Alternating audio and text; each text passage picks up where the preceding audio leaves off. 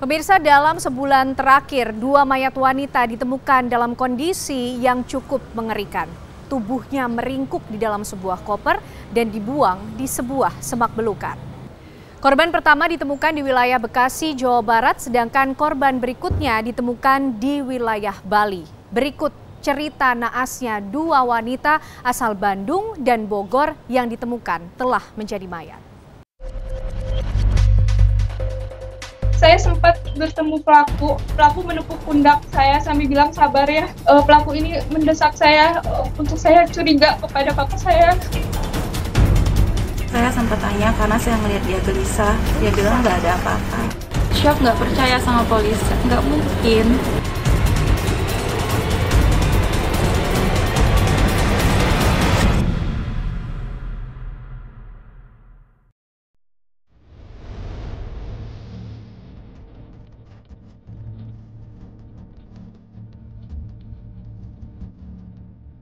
Tubuhnya tak lagi bernyawa saat ditemukan. Kondisinya pun mengenaskan, meringkuk di dalam sebuah koper. Nasib tragis inilah yang dialami Rini Mariani dan wanita berinisial RA, 2 wanita asal Bandung dan Bogor, Jawa Barat. Jasad Rini Mariani ditemukan di Bekasi, sedangkan mayat RA ditemukan di Bali.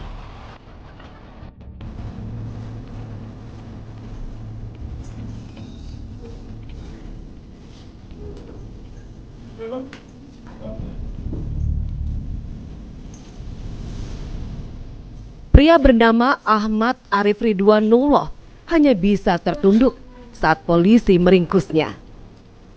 Aksi keji pria berusia 28 tahun ini sempat menggegerkan warga Kabupaten Bekasi. Iya, Ariflah yang ternyata menjadi pembunuh Rini Mariani, wanita asal Bandung, Jawa Barat, yang mayatnya ditemukan tersimpan di dalam sebuah koper.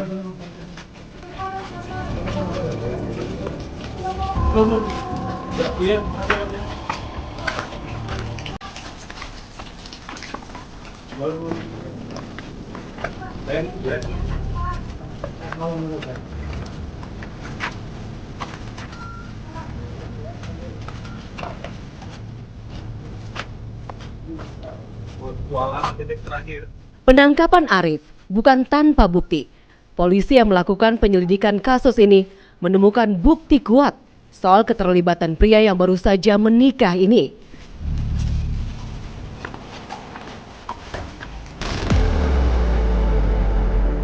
Dalam rekaman kamera pengintai atau CCTV sebuah hotel di Bandung, Arif terlihat masuk ke sebuah kamar bersama Rini pada tanggal 24 April 2024 pukul 9.51 waktu Indonesia Barat.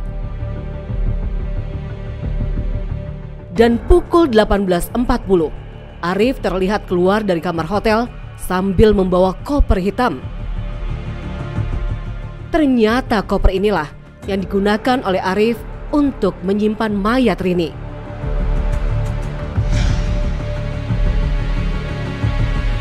Keesokan harinya, koper yang dibawa oleh Arif inilah yang ditemukan di pinggir Jalan Raya Kalimalang, Kecamatan Cikarang Barat, Kabupaten Bekasi.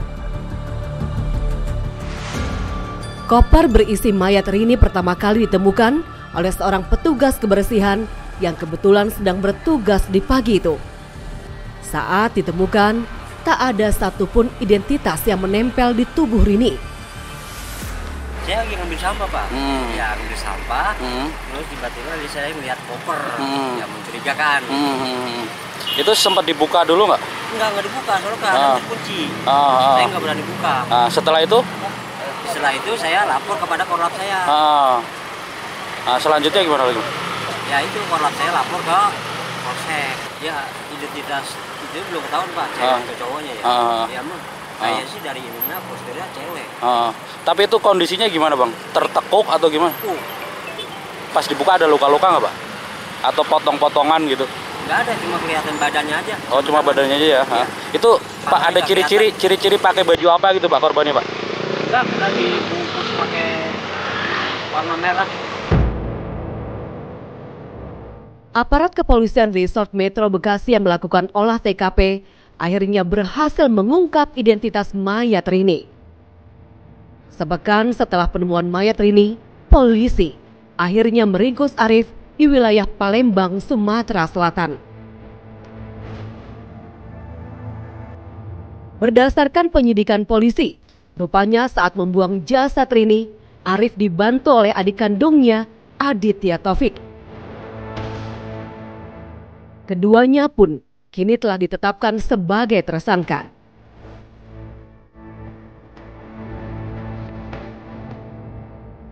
Lalu apa motif dari kasus pembunuhan ini?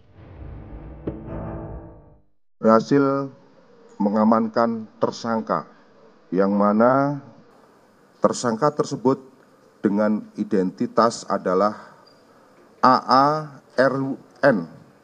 Kemudian tersangka yang kedua adalah AT. Motif daripada tersangka melakukan pembunuhan ini disebabkan karena tersangka tidak terima ataupun tersinggung dengan perkataan korban yang meminta pertanggungjawaban untuk dinikahin, sehingga membuat tersangka sakit hati dan melakukan pembunuhan. Di samping itu juga ada motif ekonomi, yang mana tersangka ini mengambil uang korban.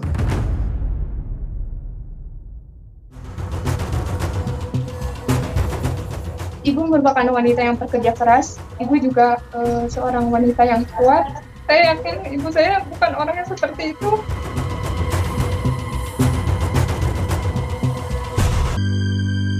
Keluarga korban Rini Mariani yang mayatnya ditemukan di dalam koper di wilayah Bekasi tak percaya begitu saja dengan pengakuan pelaku. Mereka menilai pelaku banyak memberikan keterangan bohong mengenai kenapa ia membunuh. Saya sempat bertemu pelaku menepuk pundak saya sambil bilang sabar ya. Pelaku ini mendesak saya untuk saya curiga kepada papa saya. Saya sempat tanya karena saya melihat dia gelisah, dia bilang nggak ada apa-apa. Syok nggak percaya sama polisi, nggak mungkin.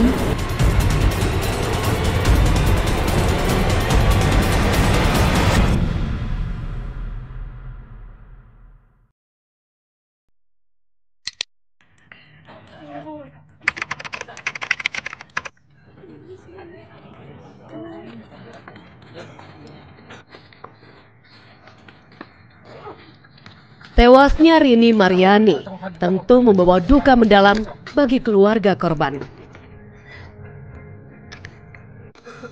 Tak ada yang menyangka kalau jalan hidup wanita berusia 50 tahun ini begitu tragis, dibunuh oleh pria yang dikenalnya dan dimasukkan ke dalam sebuah koper. Awalnya banyak yang menduga kalau Rini dihabisi oleh suaminya, Ganda Permana. Hal ini bukan tanpa alasan, karena belakangan ini hubungan rumah tangga Rini dan Ganda tidak sedang baik-baik saja. Namun semua itu terbantahkan setelah polisi meringkus Ahmad Arif Ridwanullah.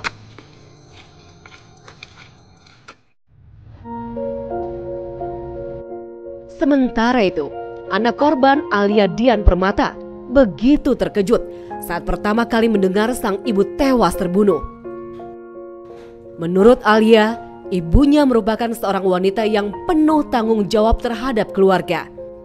Saya dan ibu saya, kita hidup cuma bertiga. Saya, ibu saya, dan adik saya. Kita semua cewek bertiga. Kemana-mana kita bertiga. Ibu merupakan orang yang sangat terbuka kepada saya. Ibu merupakan wanita yang bekerja keras. Ibu juga seorang wanita yang kuat. Ibu juga selama ini yang membiayai saya sama adik saya, ibu saya. Jadi saya yakin ibu saya bukan orang yang seperti itu. Saya ingin meminta kepada seluruh masyarakat, Bapak Presiden atau Kapolri untuk kawal kasus ini, untuk tinjau kembali atas pengakuan dari pelaku, karena pelaku ini orangnya menurut saya manipulatif. Ada hal yang membuat Alia begitu tak percaya kalau pelaku pembunuhan ibunya adalah Arif. Karena saat mencari keberadaan sang ibu, Alia sempat bertemu dengan Arif di kantor ibunya. Saya sempat bertemu pelaku minggu kemarin sekali. Itu saya menanyakan info kabar dari ibu saya di kantor. Tapi pelaku hanya biasa saja. Pelaku sempat menenangkan saya. Pelaku menepuk pundak saya sambil bilang sabar ya. Pelaku ini mendesak saya untuk saya curiga kepada papa saya. Saya juga nggak nyangka. Sementara itu, Alia juga sebelumnya tidak mengenal dengan sosok Arif karena ibunya tak pernah bercerita tentang teman kerjanya itu. Ibu dan pelaku hanya sebatas teman kerja. Ibu juga sebelumnya tidak pernah membicarakan tentang pelaku. Biasanya ibu orangnya emang terbuka semua cerita kepada saya. Tapi ibu nggak pernah cerita tentang pelaku. Arif sudah mengakui perbuatannya. Bahkan Arif juga sudah mengakui apa yang dilakukannya dengan korban di dalam kamar hotel. Namun Alia tidak mempercayai pengakuan Arif sepenuhnya. Semua tolong jangan berasumsi macam-macam juga. Karena ini pelaku juga jangan hanya percaya kepada sebelah pihak saja. Sekarang kita tahu pengakuan dari pelaku, tapi kan kita nggak bisa bertanya kepada ibu saya. Ibu saya sudah di dalam kubur. Gimana caranya kita hanya mempercayai satu belah pihak saja.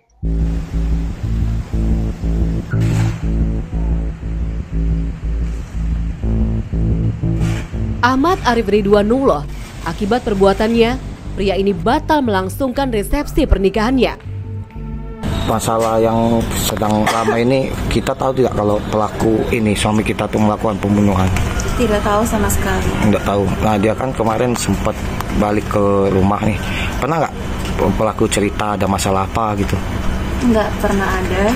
Bahkan saya sempat tanya karena saya melihat dia gelisah. Saya tanya ada apa ada yang disembunyikan. Dia bilang nggak ada apa-apa. Nah, waktu suami ditangkap, reaksi kita yang apa sih? Shock, nggak percaya sama polisi. Kayak nggak mungkin. Terus kita ada menerima uang dari pelaku atau apa itu? Saya tidak tahu menau urusan uang itu. Nah, terus nanti kedepannya hubungan dengan suami itu gimana? Bakal apa gitu? Nanti akan kami bahas bersama keluarga besar dan juga keluarga dari pelaku. Arif sendiri resmi menikah 2 hari sebelum puasa Ramadan kemarin. Dan rencana resepsi pernikahannya baru akan dilangsungkan pada 5 Mei 2024 lalu. Sebagian uang sewa gedung sudah dibayar, undangan pun sudah disebar. Namun apa daya, semua itu gagal karena perbuatan keji Arif. Sebenarnya Arif itu ke Palembang dalam rangka persiapan untuk resepsi itu. Baru 3 hari di Palembang terjadilah penangkapan Arif. Ya memang selama 3 hari berdasarkan keterangan daripada adik Rista, memang sholat dia tidak pernah tinggal, ya tetap dia uangnya santun. Cuman adik Rista ada ngomong sama bapak, dia gelisah. Nah, setelah, ada yang beda ya? Setelah adik Rista nanyakan ngapa gelisah, tidak ada masalah apa-apa. Nah, itu respon dari Arif. Ali Rahman pun menceritakan soal penangkapan Arif saat itu. Menyangkut masalah penangkapan Arif ini malam, memang ada dihubungi oleh pihak Polsek. Oh, lah dikabarin dulu ya Pak ya. Terkait menyangkut masalah alamat yang ditanyakan anggota Polsek di sini. Nah, itu setelah kita temukan alamatnya itu, ya langsung yang ditanyakan ya terkait dengan nama Delista. Delista. Kemudian dia memberikan CCTV dengan kita Kemudian dia nanyakan suami Adelista ini orang mana, kita bilang orang Jakarta. Kata dia, di mana rumahnya, langsung kita kasih tahu. Bukan hanya Rini Mariani, wanita asal Bogor, Jawa Barat juga bernasib sama.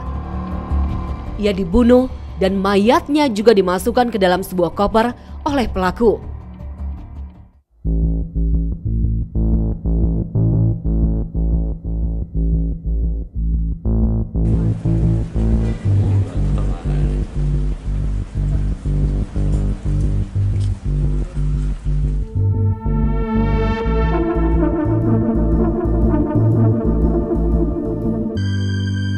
RA adalah wanita asal Bogor, Jawa Barat. Ia mengadu nasib di Bali dengan bekerja sebagai pekerja seks komersial.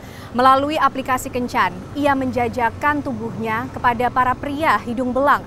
Namun siapa sangka hidupnya berakhir di dalam koper di tangan pria yang menjadi teman kencannya. Saya sempat bertemu pelaku menepuk pundak saya sambil bilang sabar ya. Pelaku ini mendesak saya untuk saya curiga kepada papa saya. Saya sempat tanya karena saya melihat dia gelisah. Dia bilang nggak ada apa-apa. Syok, nggak percaya sama polisi, nggak mungkin.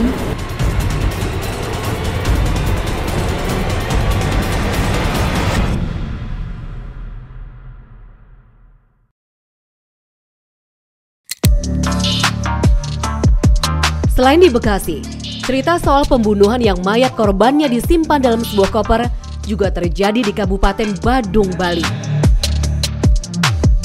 Korban berinisial RA yang berprofesi sebagai pekerja seks komersial. Koper berisi jasad RA ditemukan di Jembatan Panjang Kabupaten Badung, Bali pada 3 Mei 2024. Polisi kemudian melakukan penyelidikan kasus ini sampai akhirnya muncul satu nama yang diduga kuat sebagai pelaku pembunuhan. Adalah Amrin Al-Rashid Pane, pria 20 tahun inilah yang terakhir berkencan dengan RA di kamar kosnya. Setelah cukup bukti, Amrin pun akhirnya ditetapkan sebagai tersangka.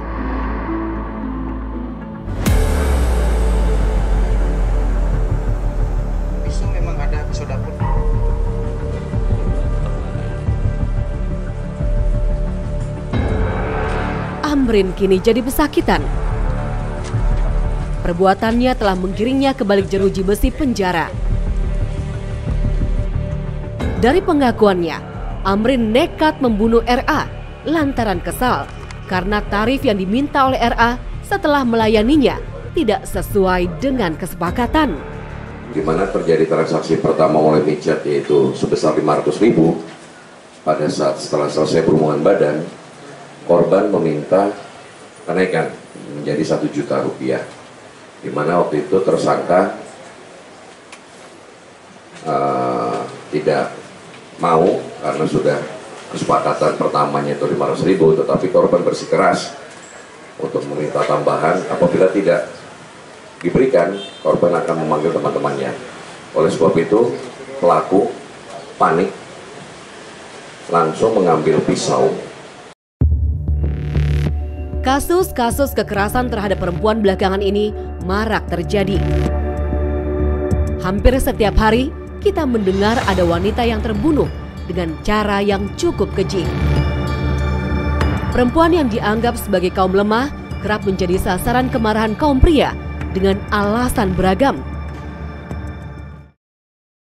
Menyimpan mayat korbannya ke dalam koper dianggap sebagai cara yang paling aman oleh pelaku untuk menghilangkan jejak kejahatannya. Namun semua itu terbantahkan. Tak ada kejahatan yang sempurna dan setiap kejahatan pasti meninggalkan jejak.